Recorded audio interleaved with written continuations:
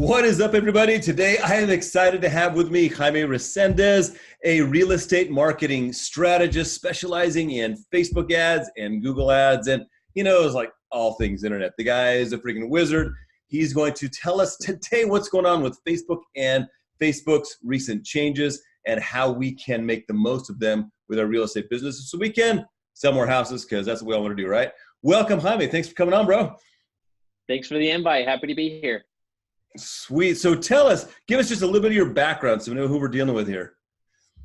Well, I started in real estate as far as a real estate practitioner for a little bit over 2.5 years ago, but the marketing gene just kept coming very strong. I kept gravitating to marketing and business development. I kind of intermixed the two. That's what I used to do in my corporate gig back when I was the chief financial officer and chief operating officer of a network of compounding pharmacies. So a big part was figuring how we were going to keep the doors open, figuring out how we were going to continue getting leads. So back then I gravitated towards online marketing, and it's essentially, as a business owner, is when you launch yourself out there as a realtor or any other commission only profession, you kind of have to figure out how to keep those doors open, or you have to go back into the corporate world and figure out how you're going to get that W-2 position back.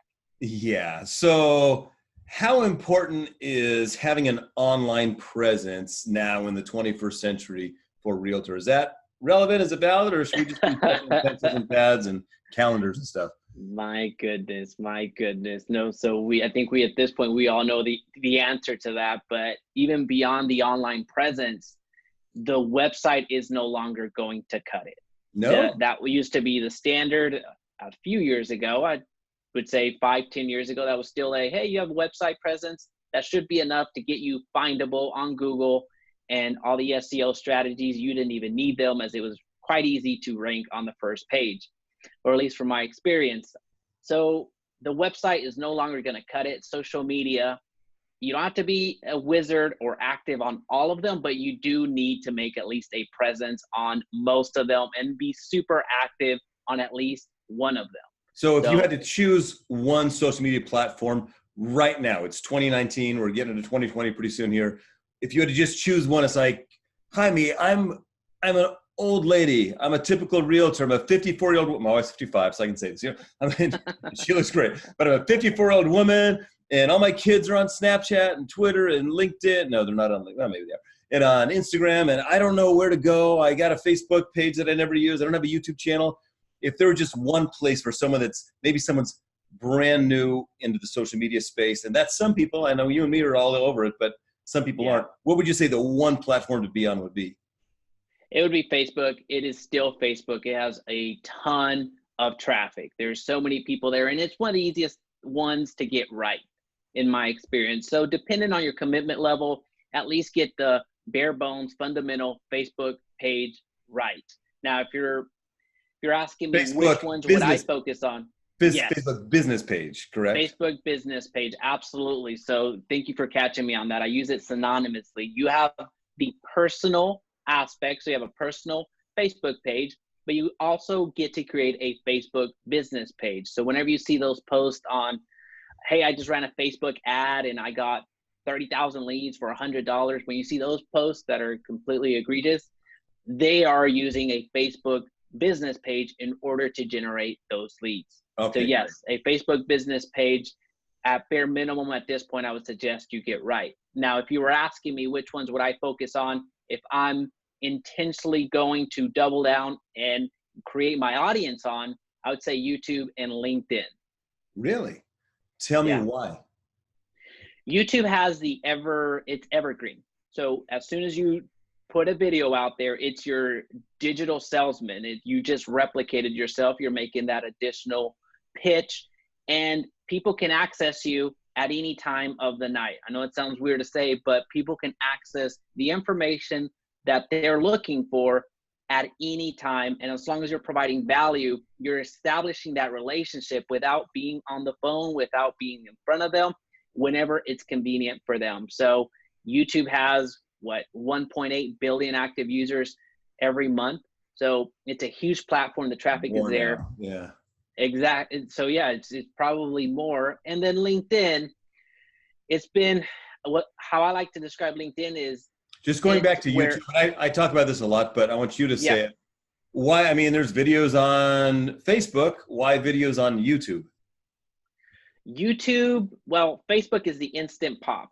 You get a video out there, it's not that good for an SEO. So I don't consider it an SEO platform. YouTube, I do consider that. So when people go to Google and type in what is the option period, they're going to prioritize video as much as possible, as that's where most of the consumption is being done, in video format. So the more that you're able to put out there, the more content that you're able to provide, it's going to live on YouTube, and it's going to be findable today, tomorrow, a week from now, 3 years from now. There's some high-ranking videos that just continue to get views, and you continue to replicate your sales pitch, not only across that one video, but every single video that you put out, and it's evergreen. So what you're saying is YouTube is a search engine, just like Google, and Facebook is not. So people are going to find your stuff forever. A lot more accessible, absolutely. Okay, great. And now tell me about LinkedIn.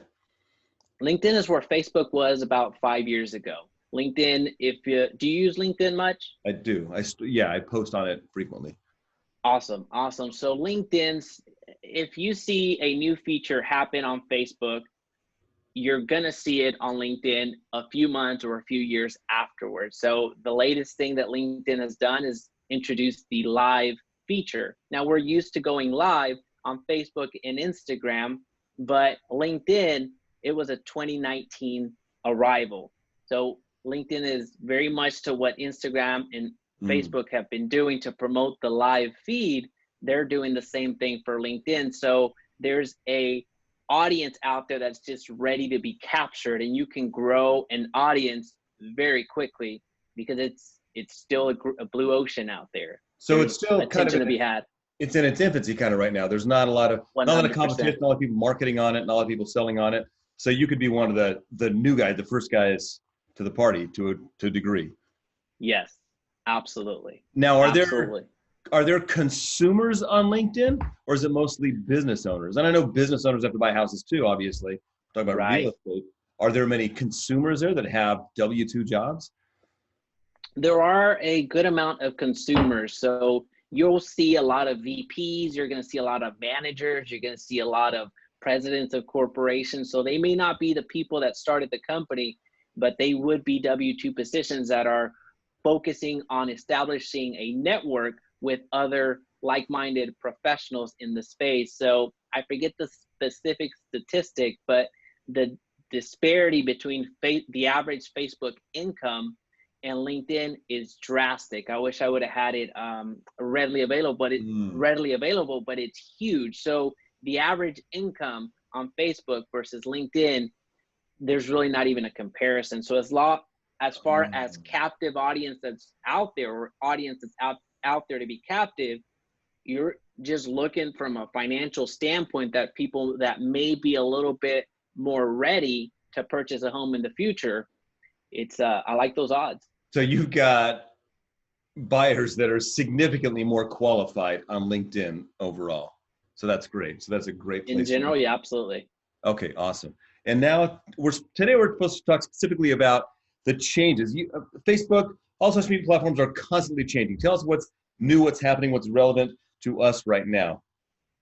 Well, in July of 2019, Facebook ads went another overhaul. And this time they focused on three big categories. One was, if you're advertising for housing, you were impacted. If you're advertising anything that relates to credit or anything that relates to employment, those three big categories, housing, credit, employment, then you have specific limitations that some filters are not available to you any longer. And that happened July of 2019. Now we've been seeing some changes over the past 2 years, where when Facebook was in its infancy, or the Facebook ads component, we had the easy buttons, as I used to call them, which would be likely to move, homeowners, renters. Right. Those filters, those have been gone away for about 2 years now. Wow. But this change that we're specifically referencing happened in July of 2019. So if you're running a housing ad, you're no longer able to filter out any age demographic. So if somebody is 18 and above, they are going to see your ad. You can't make a distinction between male or female any longer. They are going to see your ad. And certain interests, demographics, and behaviors are also limited when you're trying to launch your ad. And the best way that I can describe that is if it has something to do with somebody's demographics or income or familial status, you can count on that not being available to you. Really? So income gone. Income is gone. Yes. So we're no longer able to market to a person that's actually qualified to buy a house. We have to market to everybody to be fair. Exactly. So that is right there. The fair housing laws, a lot of the changes have to do with that. And yes, there's an element of the privacy issues that Facebook has experienced, but for us that are out there using the platform, trying to gain business, we love that. We love that we are able to get that granular with our advertising, but a few of those things have gone away. And in the past, you were able to market based off of zip codes. So if you knew that an area here, I'm in Dallas, so the South Lakes of the world, the Highland Parks of the world that have, well, amazing homes that anybody would love to list, the zip code is no longer available. In fact, you used to be able to narrow it down to a 1 mile radius where you could market. Now, if you're running a housing ad, the minimum radius is 15 miles. So if you're in a densely populated area like you and I are, then we're reaching 2 million people, even though we don't want to. So we would need to narrow it down even further. So can you narrow down to what if a city is only 4 miles across? Can you narrow down to a city, or does it have to be city plus 50-mile radius? 15-mile radius. Really? So do you find that ads without these filters that were super helpful for us a few months ago and a couple of years ago, are ads less effective now? You would think so, but the way that I like to describe it is you're starting at the top of the funnel now. So when you're running your ads, as long as you have a strategy, you're really walking people through the sales funnel with your ads. That's part of the strategy that's part of having a strategy where you're using different ads to hit certain behaviors or hit certain questions as you're bringing them down to the sales funnel of ultimately becoming a warm lead for you or somebody that would feel comfortable giving you their contact information. So to answer your question, I don't see it as a big limitation because leads are still coming in. In fact, a reduction in cost per lead. Now, full disclosure, since you're starting further up and are getting some additional leads that you may not have been exposed to in the past because of your filters, some of these leads are a little bit, I don't want to call them junk leads, but leads that junk leads, just call them, are not ready to be, thank you for that liberty. So junk leads. Okay. All right. So do you have to be a little more strategic in creating your ads maybe so that when people see them, they go, oh, that's me, versus Absolutely. The easy button is gone, and hey, let me launch this ad because I need to start talking to people today.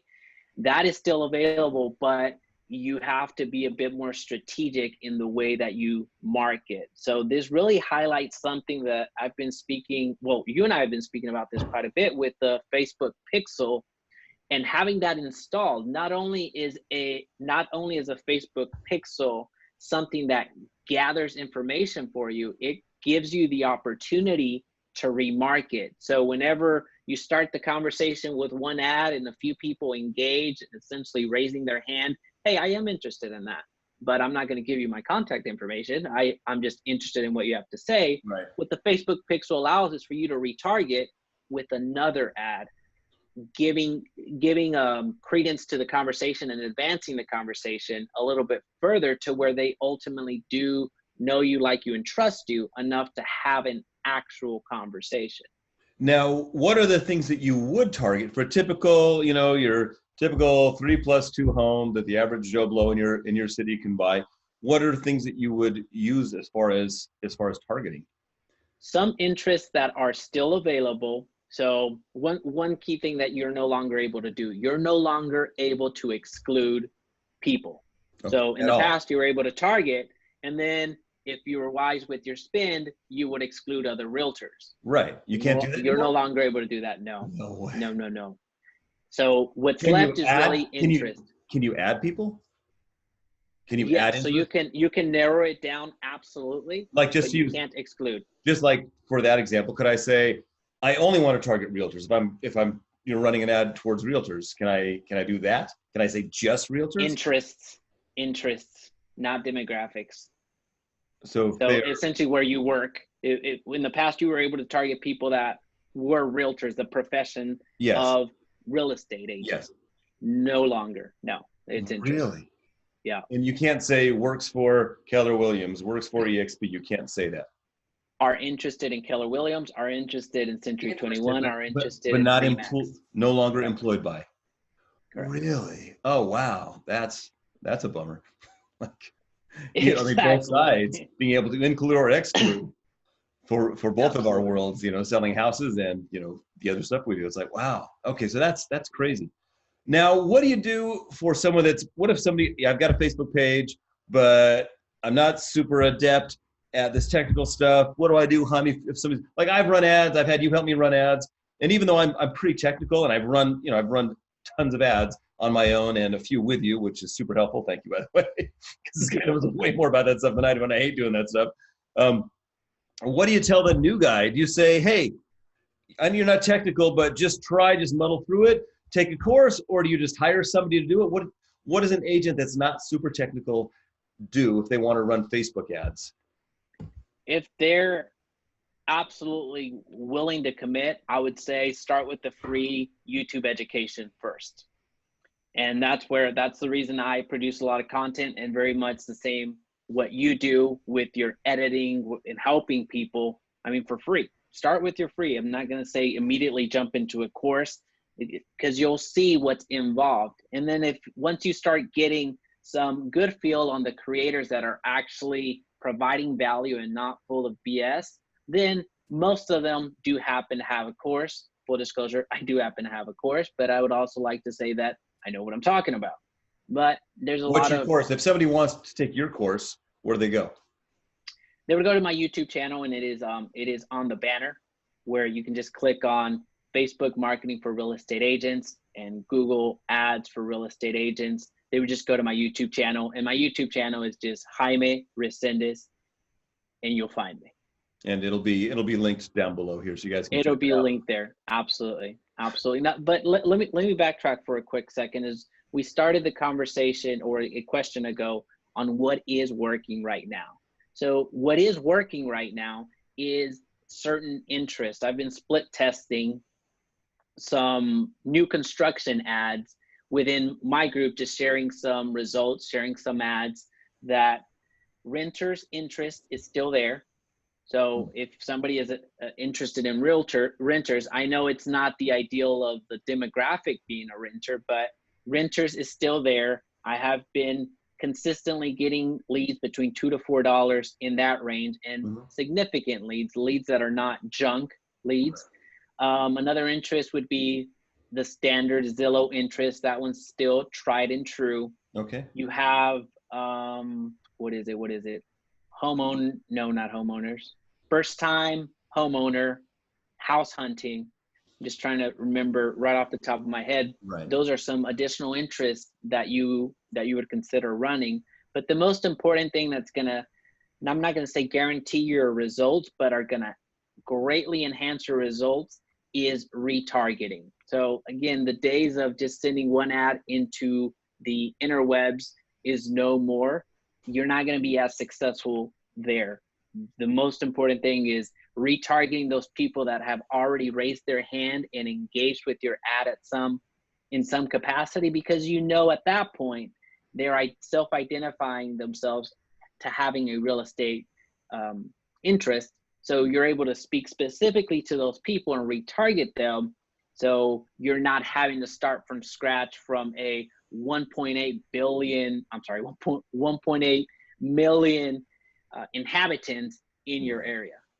Got it. So people that have clicked on your ads before, that have shown some interest, that have been there, have engaged a little bit, you can, using a Facebook pixel, you can retarget them to your next ads, go to these people that have 100%. engaged in the past. 100%. Whether It or gets not so they've given you their powerful.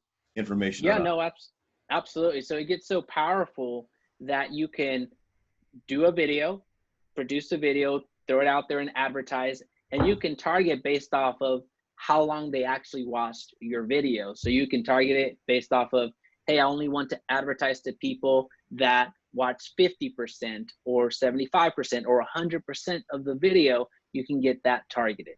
Okay, that's great. And would you suggest running video ads or just photo ads? Video ads.